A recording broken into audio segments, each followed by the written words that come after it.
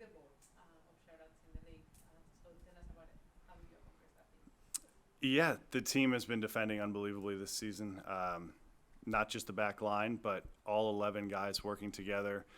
We have a real defend together, attack together mentality, and guys take a lot of pride in blocking shots, doing the dirty work that maybe goes overlooked sometimes, but the things that contribute to keeping a clean sheet, like clearances, being in the right positions, like I said, blocking shots, all these little things, you know, contribute and ultimately are what help us as a team keep our clean sheets. And keeping clean sheets is a good foundation for going on and getting wins. And obviously on the other side of the ball, we've been scoring a lot of goals. So when both things come together, it's you know, we get the results that we've been getting. Thank you, Joe. We're going to open the floor for questions from them. Hey, Joe.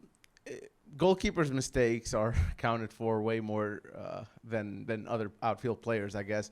You obviously have had a couple close calls throughout the season, but also had the situation in Miami. But you've recovered well, and the team has recovered well. What gives you the motivation within the game itself to come back from a mistake like that, but also afterwards to maybe not dwell on it and keep going? I think you just don't really have a choice, especially in the game. Once it happens, the game's not over. You know, you kind of just thrown into it, and it's like, well, I might have to make another save later, and don't compound any mistakes. And after that game, you know, you take a day to sulk and be upset, and then you flush it and move on and move forward. You know, I think after that happened, the next day, it felt like a weight was lifted off my shoulders, because you feel as a goalkeeper like that's the worst thing in the world that can happen to you. And then it happens, and then a day goes by and you realize it's not the worst thing in the world, that life goes on, and it's, you know, a mistake in a soccer game ultimately. And I think that's a very freeing feeling, and helped me go into the Columbus game with a clear mindset. And then just a word on the three main center backs, I guess, that have played in front of you, Walker and Jason and Jack. Do you have to adjust much depending on who's out there, and what is, you know, how has that relationship been going with them? No, there hasn't been much adjustment, to be honest. All three of them have been playing unbelievably this season. Asked to play on either right side, left side, with different partnerships, and they've all, you know, worked together seamlessly. It's been incredible. It's been incredible to see and incredible to be a part of, and I'm thankful that they've been playing the way they have been, because they've been a big part of why we've been doing so well this year. Joe, you know, you for a moment there, you guys were in the lead for the Supporters Shield for maybe about 30 or so minutes, you know, with the lead before Cincinnati, you know, scored in the last minute. Is that how much do you and the guys in the locker room focus on that, or pay attention to, you know, just where you are in the standings or that race? We, you know, are obviously aware of where we are in the standings and we have goals of winning the Supporters Shield, winning MLS Cup, winning everything that we compete in. But at the same time, we are more process-based and focused on the present. We're more focused on what our next game is, rather than, you know, we can't win the Supporters Shield today, but we can win this game against Toronto today. So that's what we're focused on. That's the kind of mentality we're taking with us for the rest of the season.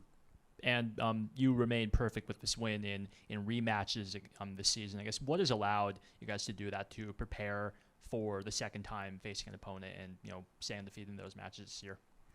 Yeah, we have, you know, we have a lot of mantras and mentalities in our locker room, but another one of them is get better every day. And so even when we are having success against a team, we know that we can't rest on our laurels, and the next time we play them, we need to be even better, because we know they're going to be out for revenge, so to speak. But we analyzed the first game, and we know how important it is, you know, to not only win 2 games in a row against the same Eastern Conference team, but just in the grand scheme of things, winning every game is important. Joe, for the regular fan, I mean, once you see a team like Nashville beating Columbus 3-0 because of their history and all the stuff that what they represent, they see Toronto coming in here. They are the 12, 13 in the East Conference, and they think, well, I mean, if they scored 3 on them, they were going to probably score 4 today or 5. What would you tell that fan that what the difference is in the field about meeting a team like that and beating them 3-0 and then probably just having a tough time today and just winning by 1? Yeah, I think it's one of the things about our league. It's a league of parity where on any given day, any team can perform well and compete against any other team. So, they were a difficult team. Toronto, to be fair, their standings don't really represent the team they are today. They've obviously gone through some changes, and they have kind of a new look over the last 5 games or so, and they've played pretty well over the last 5 games. So we weren't concerned about where they were in the standings, more so how they've looked in the past 2 to 3 games.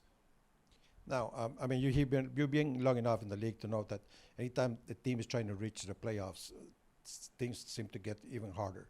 Is it a fact that maybe Nashville or any other team will take any win as it comes? Is that we're reaching to that point right now? Yeah, 100%. 100%. I mean, at the end of the day, this is like I said, we're a process-based team, but this is a results-based business. So whether we play unbelievably and win 10-0 or play horribly and win 1-0, it all counts as 3 points. So we'll take wins however we can get them. Joe, tonight with Toronto and playing gritty, the style they've been playing the last couple of matches, with the departures of Lorenzo Insigne and Federico Bernardeschi with Toronto, for you preparing for a game like this, did you have any sort of, I guess, change of analysis when it came to like watching video or anything like that? Yeah, I mean, those are obviously 2 guys who draw a lot of attention and focus, and they were focal points of the team when they were here. So our analysis for this game was a bit different. That said, they still have some good attacking players who can hurt you, and we were by no means taking our foot off the gas or thinking this was going to be an easy game because those guys are gone. In fact, like I said, they've been pretty successful since those guys left, and they have a lot of guys on that roster who want to make a name for themselves too, especially now that they're gone. So we knew it was going to be a hungry team and a lot of guys who were trying to prove a point. And on more of a lighthearted note, when the ball kind of went over your head, what did you say to Walker when that all took place? I just said thanks for being there. Well, I'm trying to focus my questions on our young kids who always playing or love to play in soccer, right? And then my question to you is like, what is your advocate to them when, first, congratulations because you recovered good in these 2 games from what happened with Messi. Well, what is the advocate you can give it to our kids about when you lost a game, how they can control that feelings and continue to the next step? Yeah, I think it's important. I kind of alluded to it earlier, but I think it's important to feel those feelings. When you make a mistake, it's important to be upset with yourself and to be angry, because if you're not, then, I mean, you're just okay with making mistakes. So it's okay. It's good. If you bottle that up too, I think that can manifest itself in other more harmful ways. So I think it's good to feel angry, to get that emotion out, to take some time to, really process it, and then you move on. Like I said, that game was a week, 2 weeks ago. It's in the past. It's out of my mind. Since then, we've won 2 games with 2 clean sheets, so that game really doesn't matter anymore.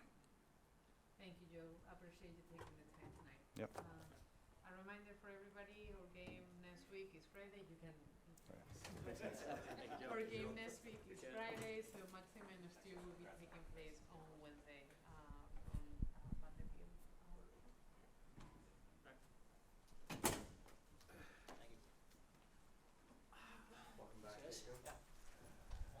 How are you? Yeah.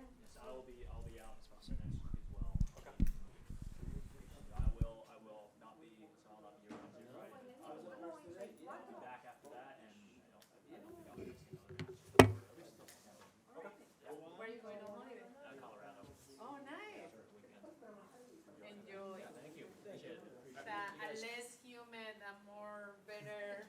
better than here.